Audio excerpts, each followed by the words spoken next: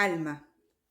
Casi no te he nombrado el alma, porque es un estudio que ha ocupado demasiado la atención de los hombres. El alma es ese fantasma que a veces aparece y asusta. Es también la sede de las emociones. El alma del hombre habita lo que llaman el plano astral. Lo habrás oído nombrar mucho. Las fuerzas que rigen ese plano son llamadas psíquicas. Es el reino de las experiencias fenomenales como el espiritismo, la mediunidad, ciertas manifestaciones magnéticas, etc. Es un plano muy ameno, muy distraído, muy interesante, pero también aterrador a veces. Pocos de los que se dedican a estudiarlo, deslumbrado por sus manifestaciones misteriosas, pasan de allí. No adelantan ni espiritual ni materialmente, a pesar de que todos viven bajo la ilusión de estar en la verdad. Jamás ningún estudiante del plano astral es feliz, ni sano de cuerpo, ni rico. No logran dominar sus problemas ni sus defectos. Sus conceptos son negativos y ven el mal como el resto de los ignorantes. Por sus frutos los conoceréis, dijo Jesús. Para resolver sus problemas, los verás consultando con almas de los muertos, corriendo a consultar a las personas que leen la mano, tiran las cartas y predicen el futuro. Estos espíritus o almas desencarnadas siempre son del mismo grado de evolución del que las llama, pues no se puede atraer. Ya lo sabes, sino lo que sea igual a la propia conciencia. Muy importante este punto, no se puede atraer otra cosa que no sea igual. Entonces, las personas que están en este estudio del plano astral, vamos a decirlo así, generalmente lo que entregan a través de la respuesta de las cartas, del tarot o de lo que sea, la herramienta que sea, están entregando lo mismo que ellos atraen, o sea, lo mismo que llevan dentro, ¿sí? Es muy importante este punto, más adelante se lo puedo explicar si es que no se queda bien entendido esta parte, porque yo sé que va a haber mucha confusión, porque yo misma hago tarot, ¿ya? Pero ahí más adelante lo podemos explicar a qué se refiere la maestra con esto. Dice, generalmente los consejos que reciben los contradictorios de acuerdo con la opinión del espíritu y lo que está impartiendo y llevan a sus víctimas de la confusión al desastre. Las personas psíquicas, estudiantes del plano astral, tratan de asombrar a los demás con sus conocimientos misteriosos y que rara vez les es permitido revelar. El psiquismo termina por enloquecerlos porque sin la guía del ser divino y la verdad, el plano astral se convierte en un laberinto sin salida. Muy importante lo que dice acá, ¿ya? Sin la guía del ser divino y la verdad, el plano astral se convierte en un laberinto sin salida. Confirmo todo lo que acaba de decir esta maestra. Por vivencia lo confirmo. A ese plano se refirió Jesús cuando dijo, ancha es la puerta y espacioso el camino que lleva a la perdición, y muchos son los que entran por ella, porque la puerta es angosta y estrecho el camino que lleva a la vida, son pocos los que la hallan. La puerta angosta que, sin embargo, se abre a la amplitud de la vida, mira hacia el ser divino, pues mirando el bien se produce el bien. Mirando siempre hacia la sombra, no se manifiesta sino sombra. Cuando el Maestro Jesús menciona por sus frutos los conoceréis, tiene que ver con que tú observes cómo es la realidad de la persona para que tú puedas entender cómo es la persona por dentro, ¿sí?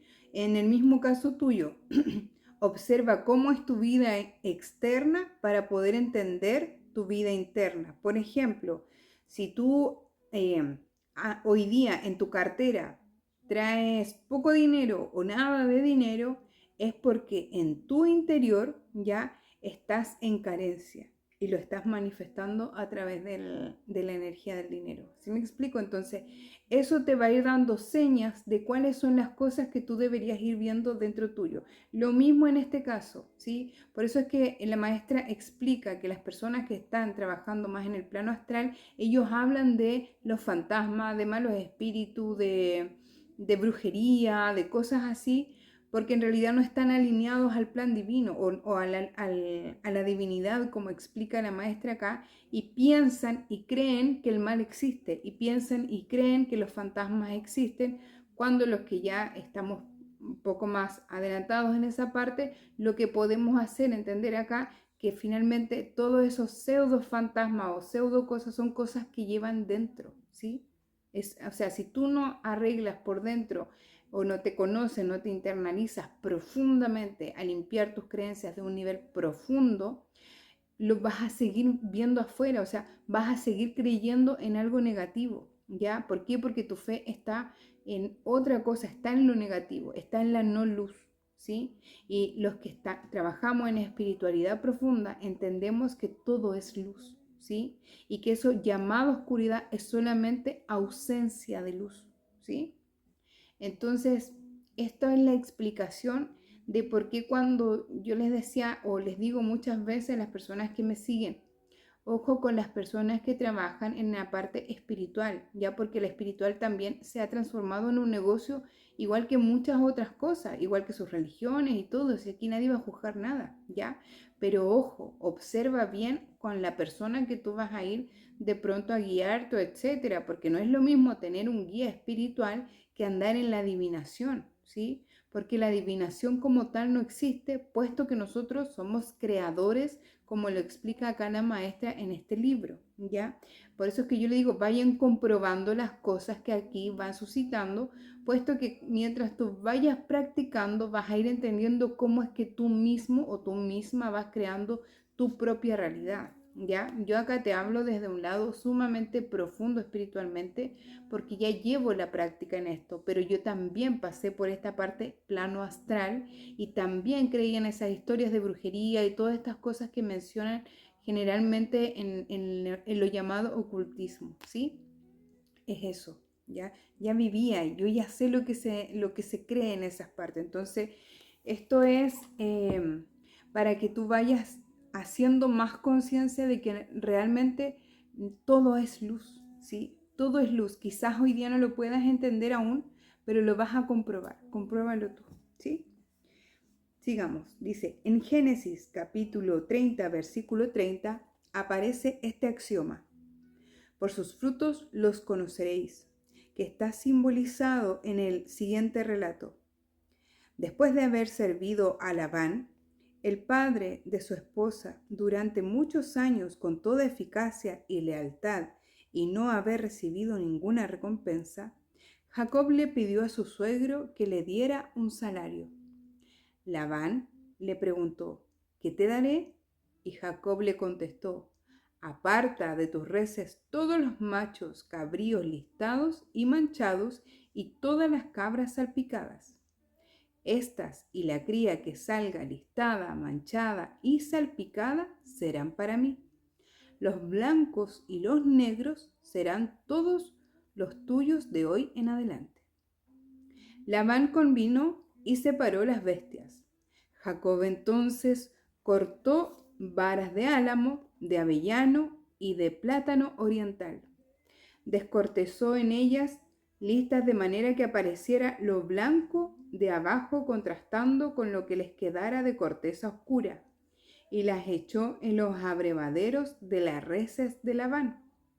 Estas tenían que mirar la vara, y cada vez que bebían el agua en que flotaban y la cría que parían, salía también manchada, listada y salpicada. De esta manera aumentaron sus rebaños en cantidades extraordinarias. No se trata aquí de una lección de moral, sino de exponer la ley a la manera bíblica. De lo que se mira, se reproduce. Ojo ahí, de lo que se mira, se reproduce. ¿Por qué las vacas podían seguir pariendo? Porque ellas se observaban en el agua que veían las manchas negras y blancas, entonces ellas se veían como negras y blancas y lo que creaban eran vacas negras y blancas o manchadas, como explica el capítulo. Entonces, repásale, integra esta información, ¿sí? El ser astral es humano. El alma humana es la que se gradúa al plano astral y es la que acude a las sesiones espirituales. Conserva aún sus conceptos intactos y no debe ver y no sabe ver ni juzgar de otra forma sino de acuerdo con lo que ve. Tú que estás buscando la luz y que tal vez eres miembro de alguna secta u orden de las que llaman espirituales, observa el fruto de tus maestros y dirigentes. ¿Padecen de enfermedades y achaques? ¿Mueren tuberculosos o de cáncer? ¿Viven de limosnas o exigen contribuciones determinadas o condenan al dinero? ¿A menudo sufren de la calumnia y la persecución? Por sus frutos los conoceréis. Ignoran por completo el significado de las leyes básicas. Sus conceptos son tan errados como los tuyos. ¿Qué te pueden enseñar? Ostentan títulos altisonantes de suprema autoridad. Jesús dijo: no llaméis a nadie Padre, pues uno solo es tu Padre, que está en el cielo. ¿Llevan vestimentas impropias de la época en que vivimos? ¿Están viviendo aún en el pasado remoto, en la era precristiana, cuando la moda de los hombres era la bata y el manto? ¿Sus ideas están en esa era? No han avanzado un paso. Restringen la libertad de acción de sus discípulos. Prescriben unos alimentos o imponen otros. Ignoran hasta las enseñanzas del que dicen seguir. No es lo que entra por la boca lo que contamina al hombre, sino por lo que sale de tu boca. No tienen nociones de ciencia alguna. ¿Qué clase de maestro es el que ignora el principio de vibración? Tercera de las leyes de Hermes, el más conocido y popular de los iluminados de la antigüedad.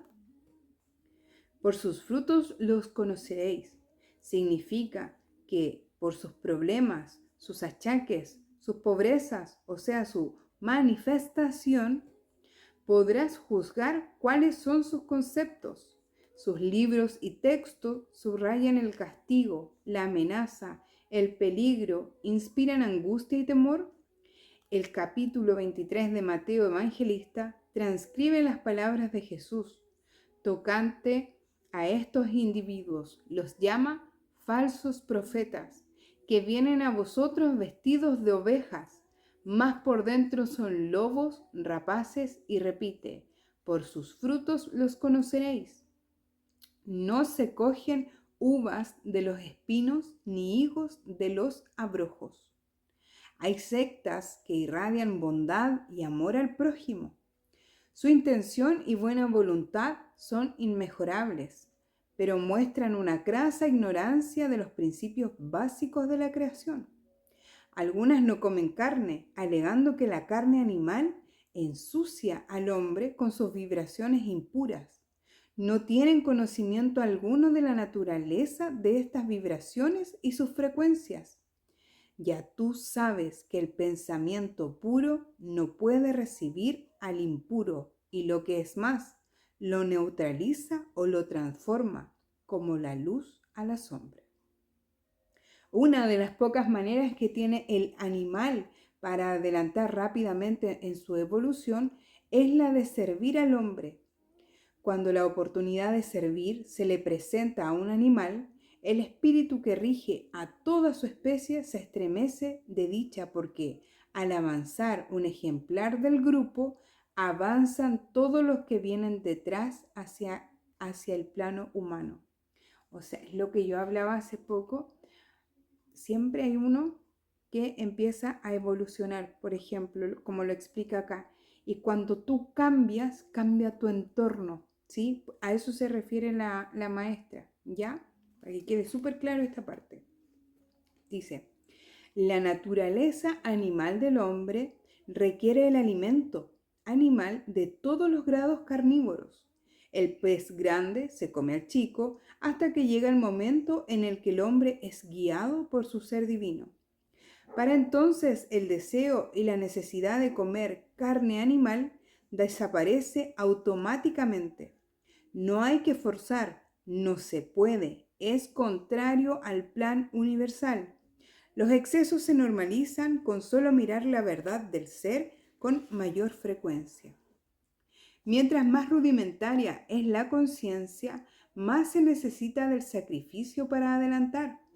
El hombre que se ve obligado a matar un animal para beneficio de una colectividad, lejos de cometer un crimen, le brinda una mejor oportunidad desde dentro al reino animal, porque todos requerimos ir evolucionando y esta parte es muy importante que se entienda. Como el pez grande se come al más pequeño, el hombre requiere comer ciertos animales porque requiere ese alimento para poder seguir la evolución. Si ese animal no se muere, no queda ese espacio vacío, ¿sí? Y recordemos que la energía nunca va a quedar vacía, la vida no queda vacía. Así como se va muriendo uno, va naciendo otro, y lo mismo en la especie humana, ¿sí? Ojo con eso para que no caigan de pronto en esa parte de ahí de lo que menciona acá la maestra, que se dicen animalistas o cosas así, ¿sí? Es ley de los mundos inferiores. Cuando un hombre da muerte a una bestia feroz que está amenazando a un pueblo, digamos cuando mata a una serpiente venenosa que está arriesgando la vida de unos niños, cuando extermina las plagas que destruyen los árboles frutales o las plantas, cuando extermina las sabandijas que invaden las casas y atormentan a los seres humanos, no están cometiendo crímenes, sino beneficios a todos, humanos y animales. Los animales no tienen conciencia, solo poseen el instinto de reproducción. Las sabandijas, por ejemplo, siguiendo su ley, se propagan demasiado. El hombre tiene el deber de hermano mayor de vigilarlos y controlarlos. Cuando el hombre alcanza la conciencia espiritual, ya no tiene que matar ni atrae ninguna plaga. Más para ahuyentarlas de su casa, basta con hablarles y dirigirse al espíritu que rige al grupo. Yo misma he presenciado ese milagro.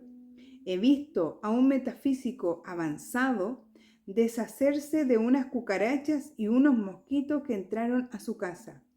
Hermanos, dijo dirigiéndose a los espíritus del grupo, velen por sus pupilos, están en desarmonía. Mi casa no es el medio apropiado para ellos. Luego, hablándole a los animalitos, dijo, váyanse, bichitos. A mis ojos asombrado vi a las sabandijas detenerse inmóviles unos instantes como recibiendo onda y luego salieron despavoridas. Los miembros de las sectas que mencionábamos ignoran todo lo que estás leyendo tú ahora.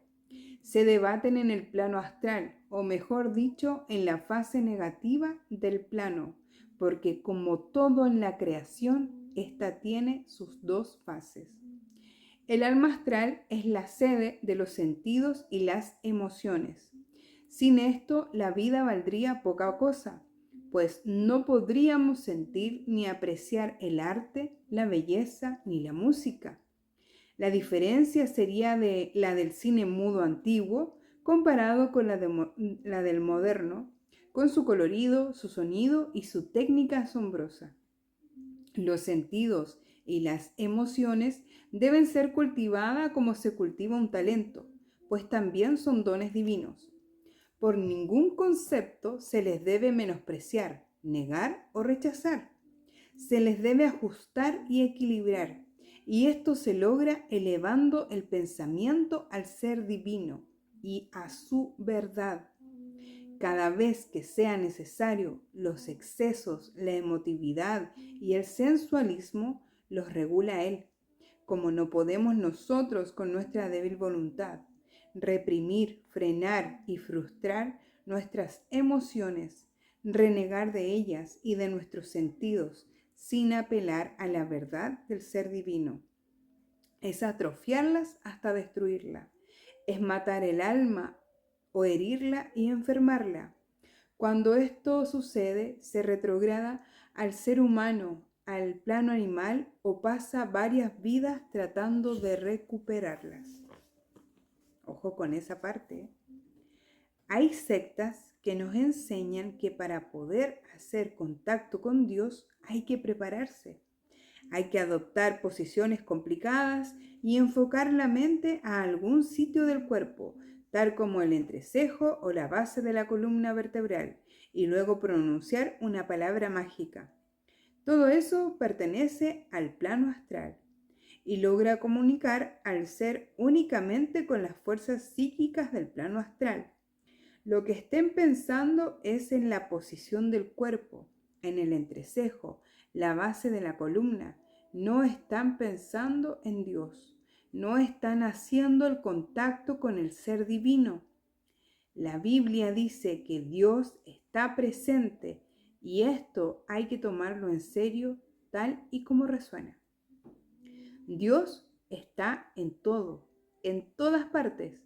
Está presente en ti y en todo lo que rodea. No es preciso buscarlo como se busca a una aguja caída al suelo.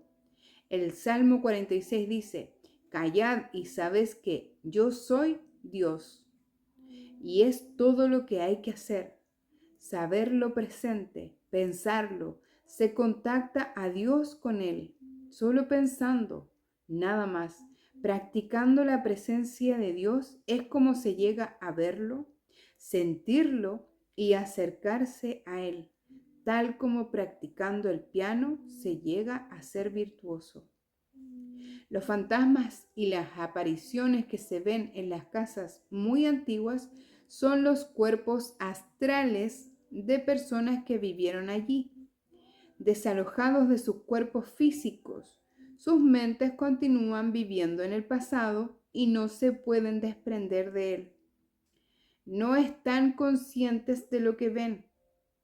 Viven la vida y ven la casa como era cuando ellos estaban entre los humanos, con todos sus conceptos intactos. Son 7 planos o estados de conciencia.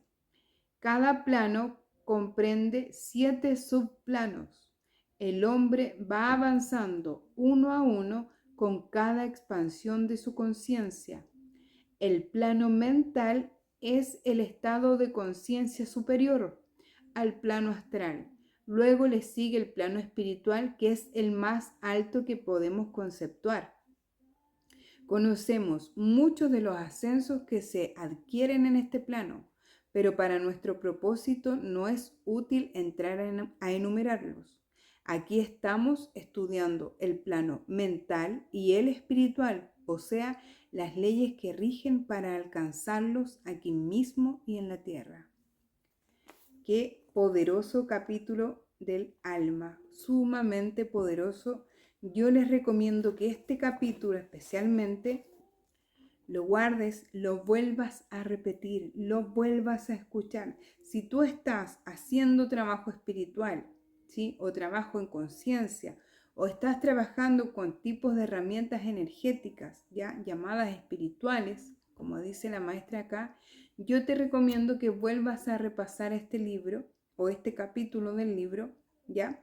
Y sobre todo entender que el alma, como dice la maestra, es la sede de las emociones, pero esas emociones son del plano humano, ¿sí?